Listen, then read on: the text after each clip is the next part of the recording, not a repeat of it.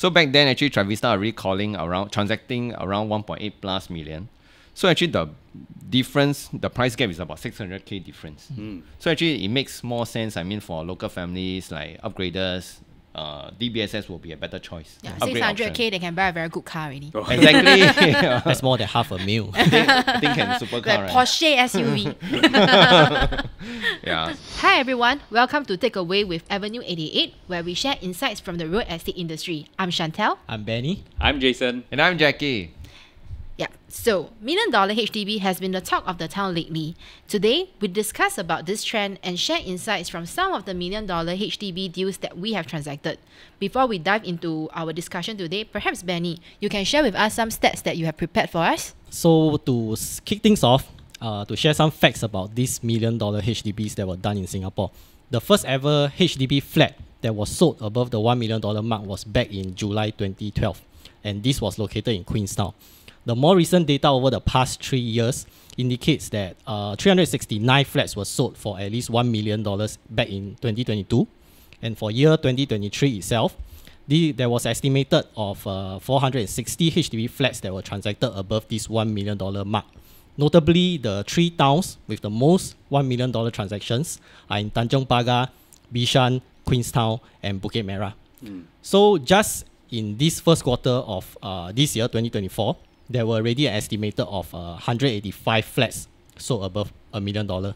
And remarkably, the most volume was topped by Toa Payoh town with about 26 such transactions. So actually, with first quarter at 185 units, that means actually this year we will hit more than last year in terms of the $1 million HDB. For sure. Much more, like, Yes. at least Yes. like 500 to 600 if based on the current trend. Yes, based on the current trend, I think all of us can agree that it's definitely going to break another New record. New in record. terms of volume Yeah. compared to last year. Maybe 1,000 this year. 500-600 years.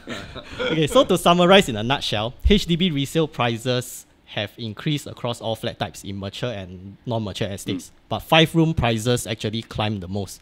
An example is that a 5-room resale flat in Boon Tiong Road, Bukit Merah, actually goes for a record of 1.59 million. Okay. And this price already smashed the previous record of about 1.56 million done for a resale 5-room DBSS flat at Toa Payoh, Lorong 1A at the peak. Yeah, that's the peak lah. Yeah, back in January Okay, 2024. just to set perspective, 1.5 million probably can get you a 4-room private condo in Punggol area already. Yes, correct. So, wow, that's really Yeah. quite amazing. The prices Yeah. are amazing, right? Yeah, amazing indeed. Like the price is indeed really amazing. So Jackie and Jason, I Yep. know that both of you have closed like $1 million HDB deals before. Wow. Perhaps you can share more about your experience and the background of brokering these deals. Yeah, I'll go first. Yeah. So I did this HDB just a few months ago, probably around March or April.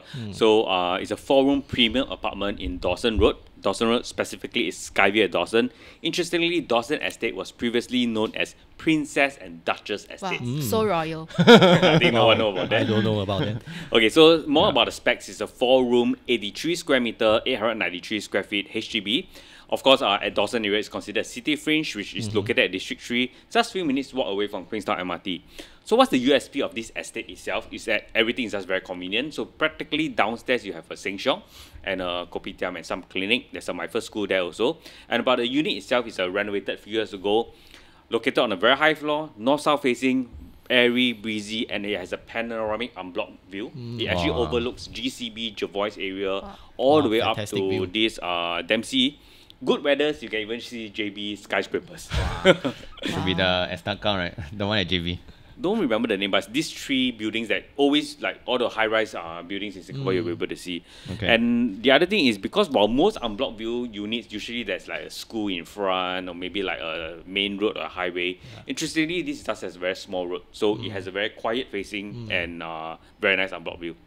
I Jackie, see. yours? Okay, so actually the unit that I sold, not so recent, it was about 2 years ago. It was the peak at Toa Payoh is the 5-room DBSS. So the good thing about this, the peak, is that it's near to 2 MRT, which is the Caldecott and Braddell MRT. And the unit is on a very high floor, above 30th floor, and then also with a good view. So this unit was sold about 1.2 million 2 years ago. Wow, okay. Yeah. Wow, very cool. So, Jackie, you mentioned that unit that you sold is a DBSS? Yes, that's right. Yeah, I think perhaps I should share more about what is a DBSS. Yep. Yeah. So the DBSS scheme was first launched in 2005 but was suspended later in 2012. Yeah, and it's actually just like a HDB flat built by private developers and features some characteristic that is quite similar to condo. For example, you get like bigger size balcony and condo style kind of design. However, they do not come with any condo facilities like pool and gym. Well, one day HDB come up with HDBs with pool and gym. Wow, then maybe we'll have like 2 mil HDBs. But then actually it's about like the EC. Yeah, right? true. Yeah. People buy ECs already. Okay, so I have a question for both Jason and Jackie, who has done the $1 million property for HDBs. So first question is that what are the type of buyers who inquired and came to view the house? Okay, for me, if you remember this September 2022 new ruling that private homeowners have to wait 15 months after selling their property before they can buy a HDB resale flat. So, unless you're exempted when you're age 25 and above and buy a 4-room or a smaller resale flat.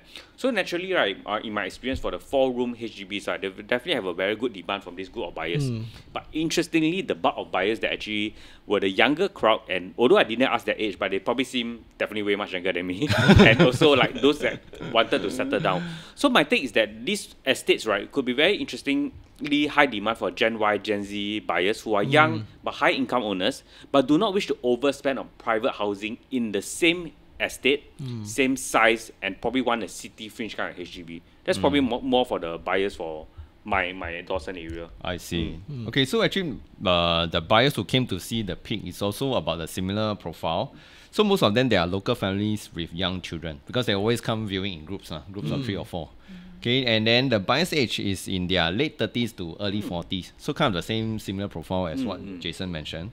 But sometimes there are some retirees because actually the unit that I sold back then, right, it wasn't bounded by the regulation.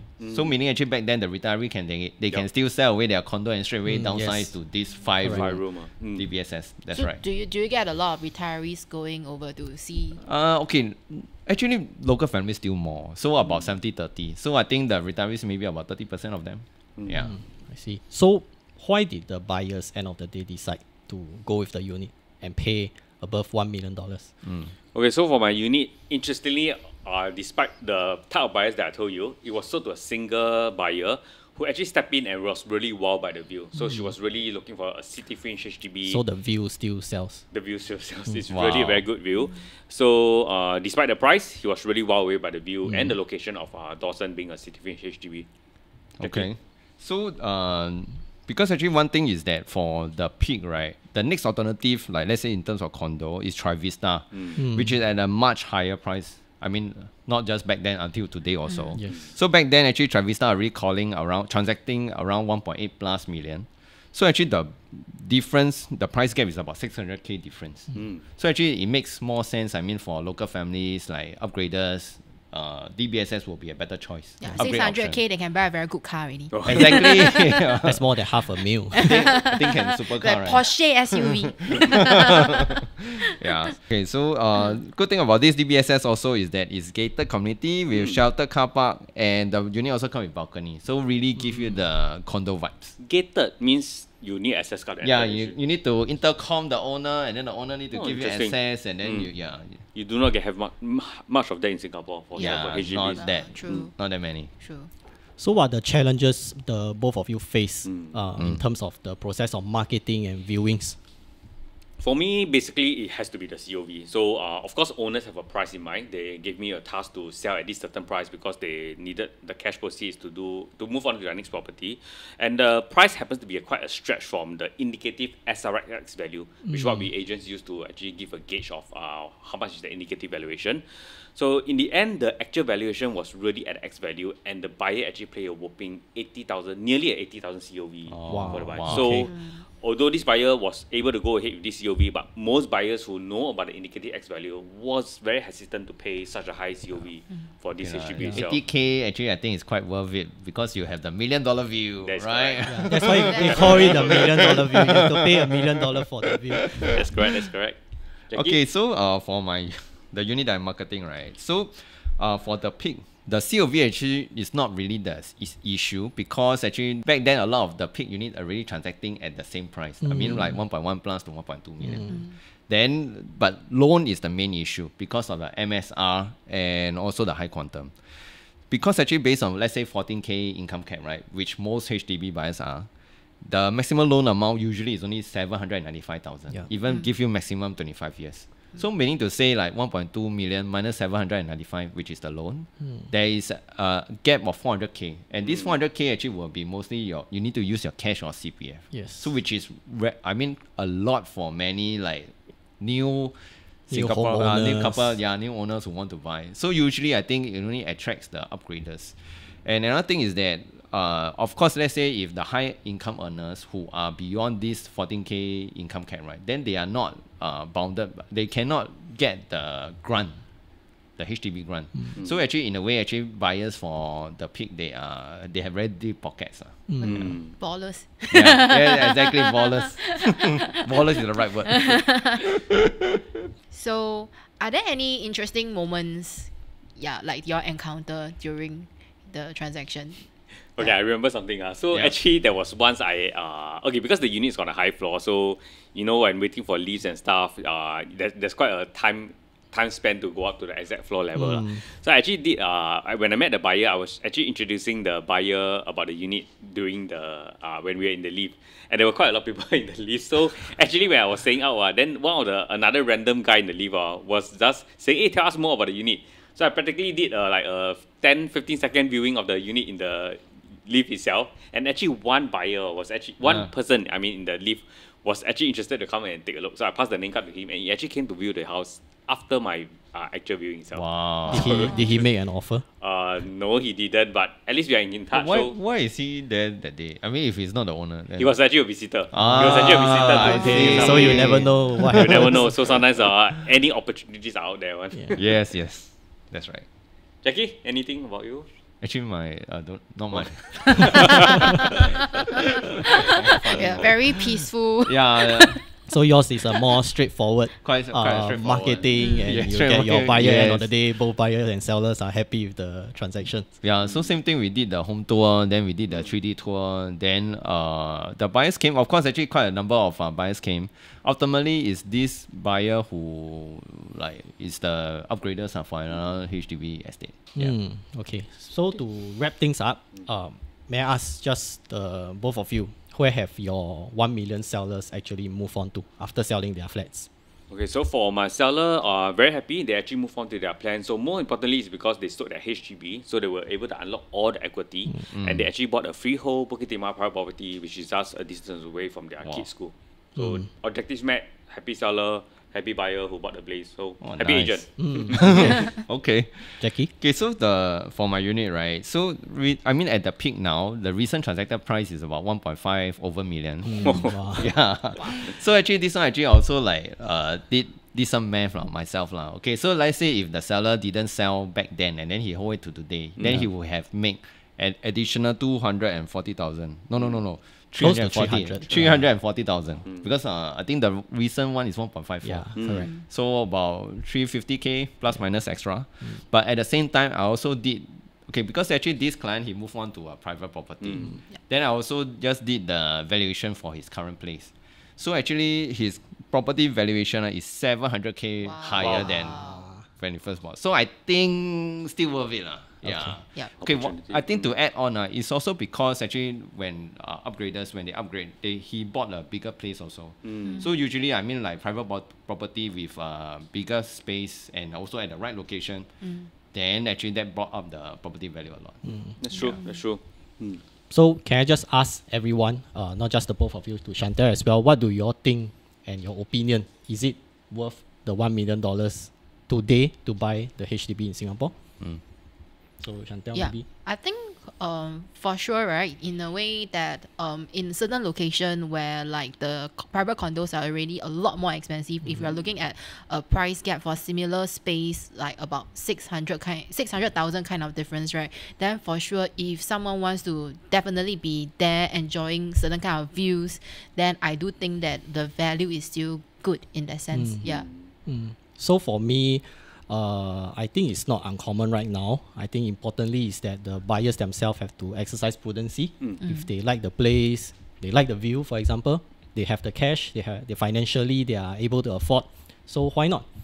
You are actually paying for something that you are actually going to stay in together with your family. So that's what I feel.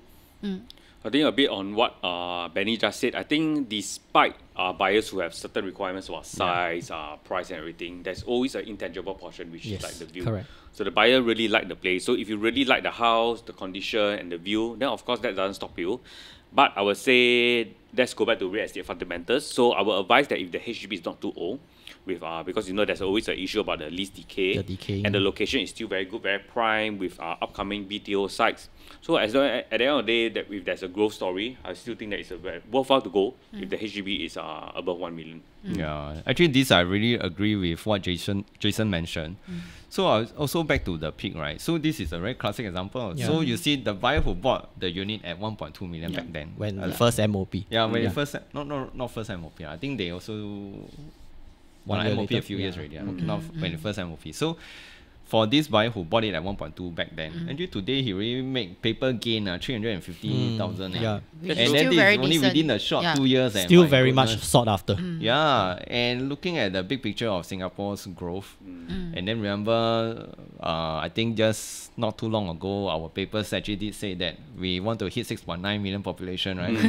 So I think with such a high demand, I think ultimately, if you ask me, investment point of view, so the $1 million flat, I think it will still continue. Yeah. So we got to work harder for Yeah. our kids. Yeah. Yeah. So that they can buy how much will be the prices of HDBs next time. So get the first BTO first. Yeah, get the video first. Okay. BTO, it's definitely best if you can get it. Yeah, if you Okay. can get it. Yeah.